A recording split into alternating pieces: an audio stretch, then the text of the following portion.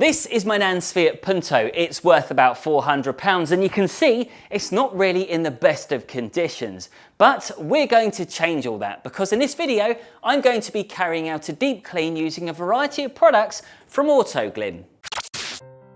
Autoglym have earned an outstanding reputation over many years in the industry. So much in fact they gained royal appointment 30 years ago and continue to keep hold of it today, making them officially the kings of the car cleaning world. And to prove it they still got it after all these years, I wanted to see how they would stack up on my nan's Fiat Punto.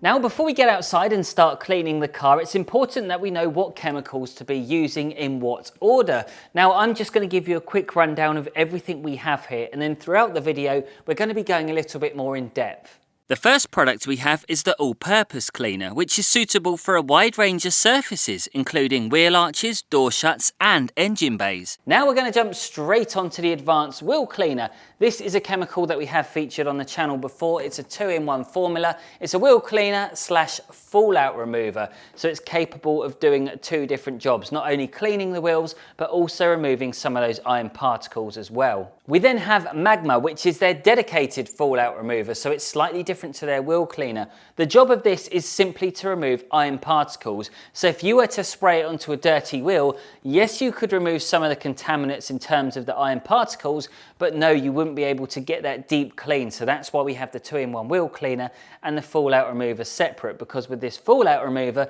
it's something that you would mainly spray onto the bodywork. Now we have a few new products that we've never featured on the channel, and this is the Polar series, which consists of Polar Blast, Polar Wash and Polar Seal.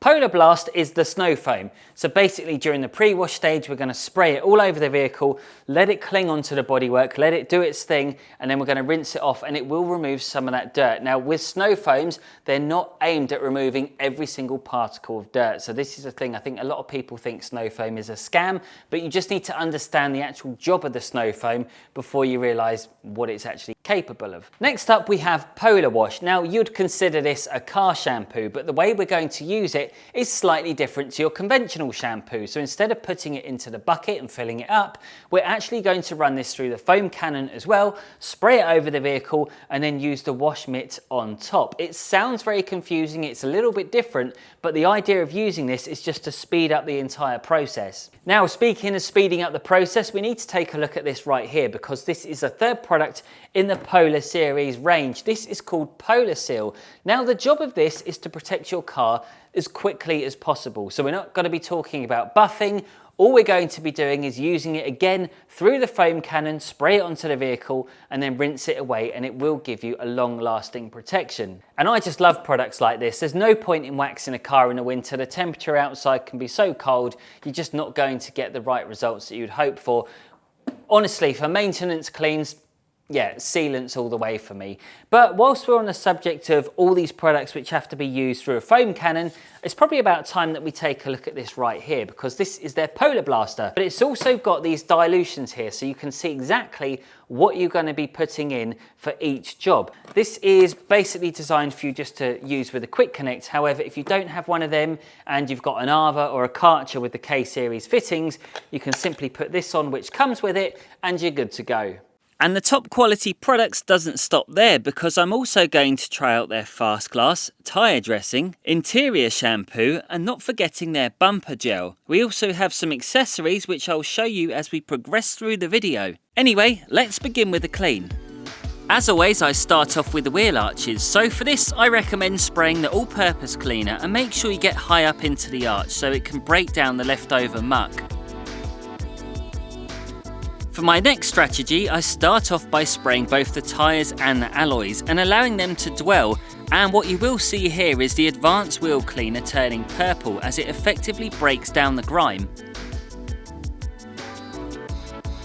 I'm not actually brushing anything at this point because if you jump straight in with the brush before rinsing off, you could risk scratching those alloys, as all you're doing is basically just spreading a contaminated brush over the wheels. Once rinsed off, I then spray again, dwell and start the brushing of the wheels just to make sure that I'm fully satisfied with the results. One thing I will say about this wheel cleaner is the power behind it is seriously decent considering it's a part fallout remover, and it definitely helps being a gel-based formula to give you that better cling time. The next task was to take care of the door shuts, petrol cap and lower third of the car, which is what we would call the pre-wash stage. And for this I'm using the all-purpose cleaner again, as it's already diluted and ready for action.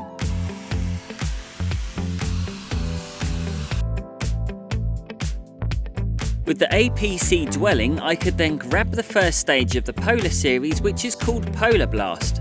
And what I'm doing here is layering the snow foam on top of the all-purpose cleaner to give it an extra bite, as the road film along the bottom is considerably worse than the upper 2/3 of the car. This was also a first for me using the Polar Blaster cannon, and I couldn't believe how creamy the consistency of the foam was.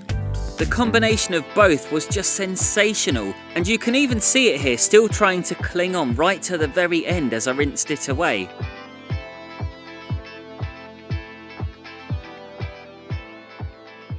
The next job on the list was to empty the remaining foam into another container and then fill up the Polar Blaster again with Polar Wash. So this is their alternative way of washing a car. Instead of the 2-bucket method, we're using one, but instead of having shampoo in the bucket, we're using water. So basically it's a rinse bucket. And we're using the foam cannon to cover the shampoo over the car, so at any point if you're slowing down and it's starting to dry, you can just grab the cannon, give it a quick blast to get that surface lubricated. It definitely feels different doing it this way, but there's no reason why it wouldn't work. Because we've already done the pre-wash to shift the bulk of the dirt, then we're applying a mitt to a prepared surface, so in my opinion it's just as safe. A few minutes later I finished with the contact wash, and normally at this point I would just finish up with the Polar Seal. However, I wanted to give this an even deeper clean, so I sprayed some Magma fallout remover over the bodywork just to remove any iron particles. As I had plenty of Polar Wash, I shampooed the car again and gave it another quick contact wash just to remove the remaining fallout remover. This next part is my favourite, and it's protecting the car up with a foam sealant. So if you haven't used one of these yet, then you are missing out, because foam sealants are such a rapid way of protecting your car. And as you can see as I spray the Fiat, all these droplets of foam are just flying off the surface. So unlike the snow foam, this doesn't require any dwell time. In fact, you're better off just rinsing away immediately, as you don't want it to dry out on the paintwork. And it gets better because drying the car becomes so much easier, and although you could argue spraying more product takes time, it will compensate by speeding up the drying process. Also, I'm using the Autoglym drying towel, which is nice and light, and it worked perfectly for the job, so I was really impressed. With the car fully dry, it was time to start on the interior, and this gave me a chance to test out their interior shampoo along with the new scrub pad. So this product has been around for as long as I can remember, and it's appealing for most people because it gives you a nice non-greasy finish, and it also has a pleasant smell too. The combination of the scrub pad and the interior shampoo is normally sufficient enough to remove those dirty marks. However, if something just becomes too stubborn, then it may be a good idea to break out the all-purpose cleaner again. You just got to bear in mind that some scuffs are just not fixable, so no amount of cleaner can stop scuffed plastics from being the way they are. Being a dedicated interior cleaner, it's safe on plastics and fabric, but for leather, just stick with their own leather cleaner. Next up, I wanted to try the glass cleaner, and I do already have my own system for glass cleaning. However, I thought I'll give this a try, and thankfully, I didn't get a streaky finish. I could see it was pretty strong as it was cutting through the grease, so very little effort was needed to restore the glass. With the windows sparkling, it was time to freshen up the bumpers by using the bumper gel. And whenever I use products like these, I always like to use them at the very end because it can get quite greasy. One thing I should mention about these types of products are they're not a permanent fix. There's no question those bumpers will look restored, but it's not something that will serve you long term, so if you do use the car regularly, you are going to have to maintain it every few months. The tyres were pretty simple because this isn't a chemical like your typical thick gel. In fact, it was quite watery, but that didn't stop it being an effective product, and it really did take just a few sprays per tyre. Just remember to go over it once you finish spraying with an old sponge or a rag, just to reduce any tyre sling. With the last of the jobs ticked off, it was time for the final results.